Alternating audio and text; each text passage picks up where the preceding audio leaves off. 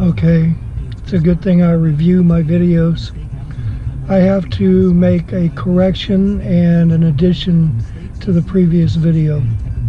The correction is that the visit to the doctor was not last Tuesday, it was the Wednesday before that. Last Tuesday was the front disc brakes, which is what I omitted. I forgot to talk about those. I went to change the pads and found that the tools I had were not adequate to break loose the bolt necessary to pull the caliper off of the rotor to change the pads. So the next morning I went to a shop and paid them $60 to put the pads on for me, and they had it done within 20 minutes, and they did a good job, and I was very happy with that. But it was that slowed me down on Tuesday. But there were a couple of other things that I had to take care of Tuesday morning that were unrelated to anything else, that ended up making it where it was closer to 10:30 before I finally got started driving. So that's the story for that. So as I said in the other video, I won't be doing any maintenance or repairs on my cars again.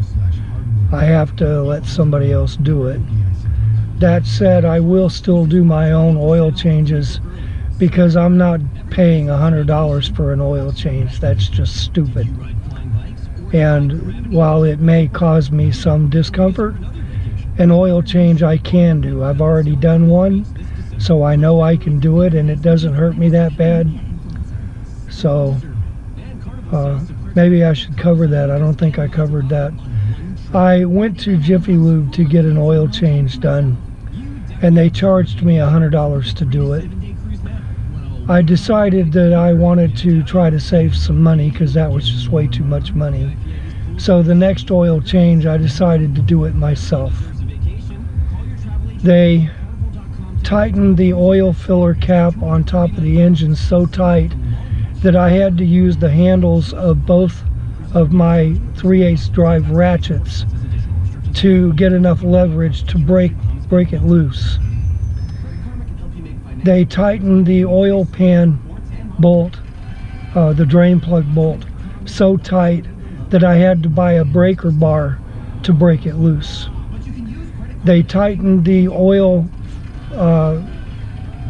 filter so tight that I had to use the breaker bar on the filter tool to break it loose. They were determined to make sure that if I was just the average guy, I wasn't going to do it myself, and I was going to bring it back to them. Well, I'm not the average guy, and I was able to do it myself. And I'm going to make sure that that never happens again. First of all, that oil filter is not supposed to be that tight for any reason. It's only supposed to be hand tight when you put it on there. The drain plug, while there may be a spec for tightening it to a certain torque, for the most part it's always been just tighten it until it doesn't turn anymore, and that's good enough. So that's what I did. I haven't had any leaks, so I know how to do my oil changes still. So I will still do those, but I don't know that I'll be making a video of it, because it takes too much time for me to get things done as it is, and trying to make a video of it is just going to take longer, and I really can't afford that if I'm driving Uber or Lyft. So anyway, that's it for this video. The next video I'm going to describe the idea I have that I think would be a good business to get into. See you in the next video, guys.